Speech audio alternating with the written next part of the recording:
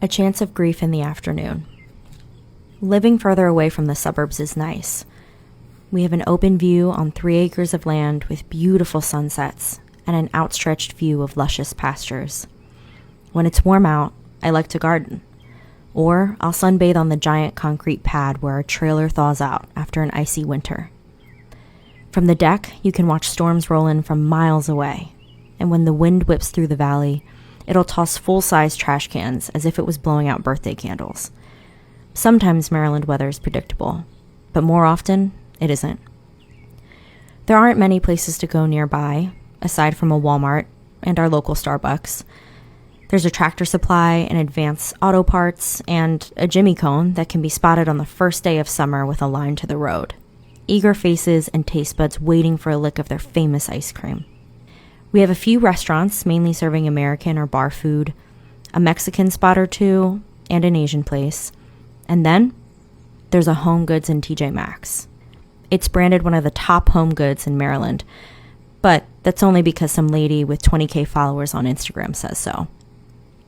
Rarely do I need anything when I visit, but I almost always leave with something. Walking the aisles from TJ Maxx into Home Goods is how I watch the seasons change. From moody greens to pastel yellows, you can guess the weather simply by browsing the dishware section.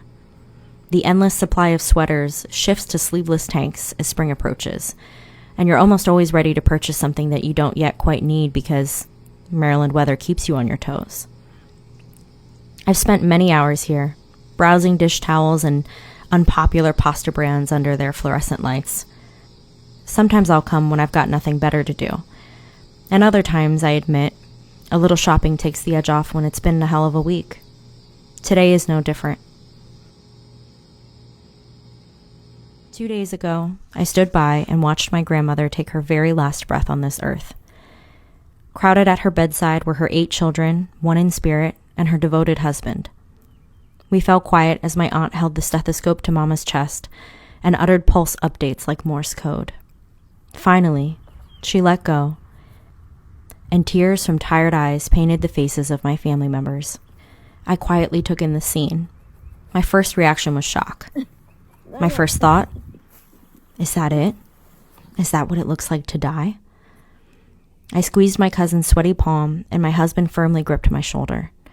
What does it all mean?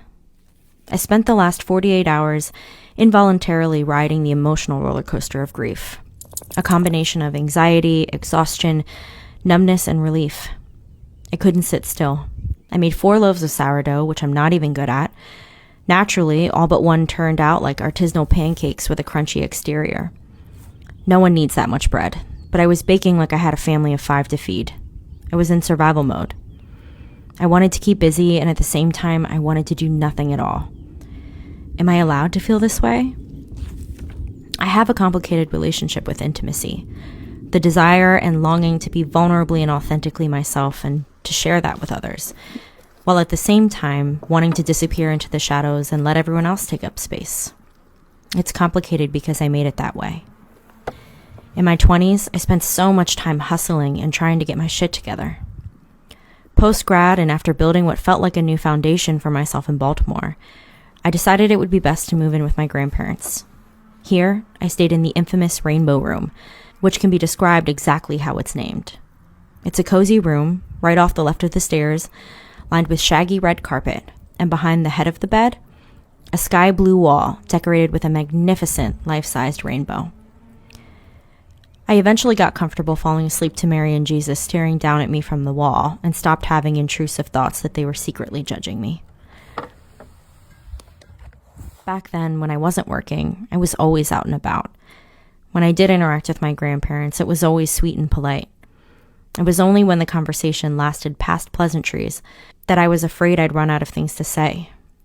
I feared coming off as less intelligent, less successful, or less accomplished than they'd hoped. So I did my best to ensure our interactions were good ones, where I told them about my studies, how much money I would hope to make, my papa's favorite question, or how work was going. I witnessed some of the first signs as Mama developed Alzheimer's, which started with occasional forgetfulness and catching her outstretched hand mid-feed, offering pan de sal to Rapunzel, my guinea pig. Time passed, and her agitation found itself at the door of the Rainbow Room, between soft knocks and angry handwritten notes to clean my room. Everyone thought the notes were funny. I felt ashamed. 10 years later, and I'm pissed that I didn't just clean my stupid room. Maybe that would have made her happy. Maybe it would have settled her nerves while everything else around her began fading into fear of the unfamiliar. I was too busy sorting out the mess in my own life instead. I was supposed to come here for a comforter, I thought to myself as I threw an extra pack of sheets into the cart. I didn't need them, but maybe I was subconsciously hoping they'd motivate me to keep my room clean this time. That way my husband wouldn't leave me too. Mama was as successful as she was responsible. My aunts and uncles tell me stories of how she ran a tight ship, and I guess you'd have to if you had 8 kids. She was a doctor, a mother, a wife, a respected community member, a woman always ready to serve. With a stacked resume like that, it's hard to believe she stood under 5 foot. Her presence was big, bigger than I'd realized. Because when you're a kid, that's just your grandma. A person with a life? A woman with a past? What do you mean? That's just the lady who makes us pray the rosary whenever we come over and whose house is completely spotless. After visiting Korea last year, my maternal grandmother's homeland, I realized how much I didn't know about her. And I think I'm grieving the fact that I still feel like I don't know my mama either. Maybe I grabbed the sheets because they reminded me of her. I helped my aunt change the sheets on Mama's side of the bed after the skinny men with greasy hair that looked like vampires came in and took her away. She always had clean, comfortable sheets folded away in a drawer somewhere. Once, while living there, I came home from work and awoke the following morning to the unnerving discovery that I'd been bitten by a bedbug. Driving kids from low-income neighborhoods all over Baltimore in a 15-passenger van wasn't exactly what I had in mind when I took the job, but it was better to have one than be unemployed right out of college. Besides, the words Sorra and unemployed felt like antonyms. I panic vacuumed, washed the sheets, and flipped the room upside down, afraid the stain of my existence might taint the very home my grandmother kept pristine for the last several decades. It's safe to say the bedbug knew he wasn't welcome there after that. I'm pretty sure the sheets that covered her bed were cotton and covered with flowers, but we laid down a navy blue one before I left that evening. I know she was probably peeping at us, glaring and shaking her head at how I didn't match the corners of the fitted sheet to the mattress. My aunt said that she wanted to make sure it was nicely made for my grandfather who would be sleeping next to her that night. I've only watched my grandfather cry a handful of times. He's a hard man with a soft heart. Even in his mid-90s, he smokes cigarettes, drinks Johnny Walker like a fish, and can do some serious damage on a box of Oreos.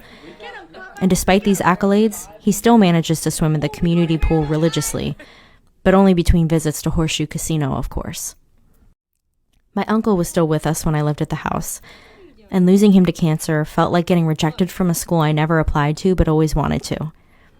It happened faster and more unexpectedly than I ever imagined, and it wasn't until I woke up to a reality without his physical presence that I started thinking about all the ways our relationship could have been more fruitful if I had just slowed down and savored every moment.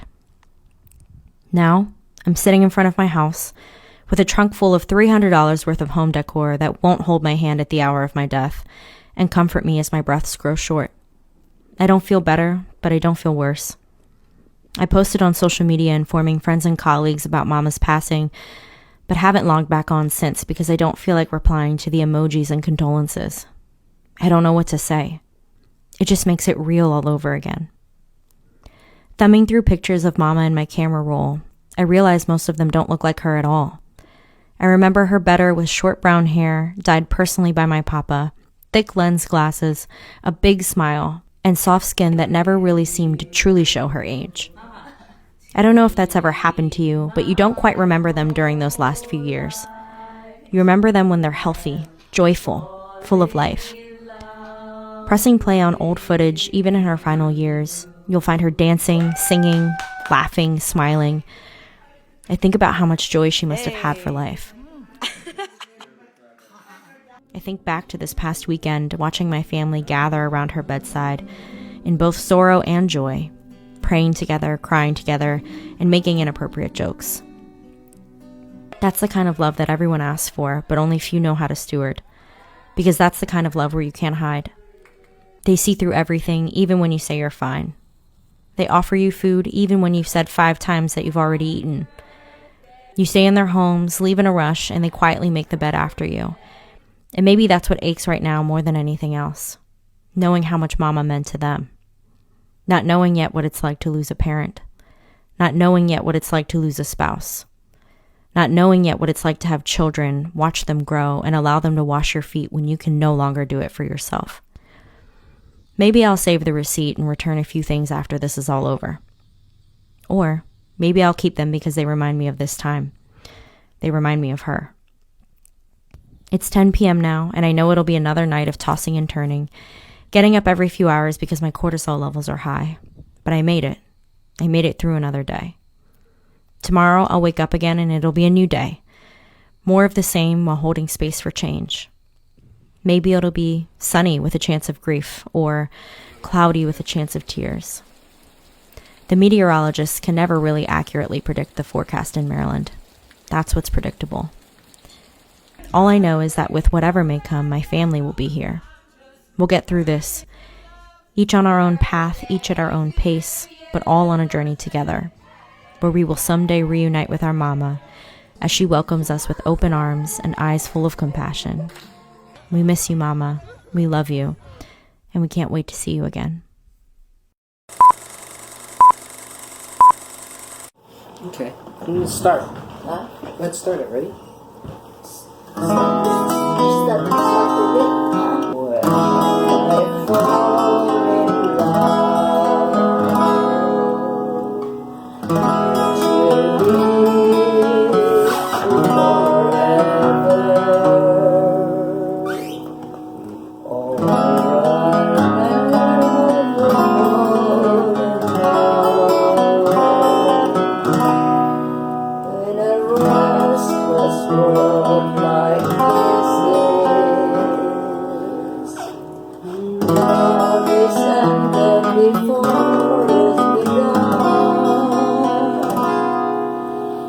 Good.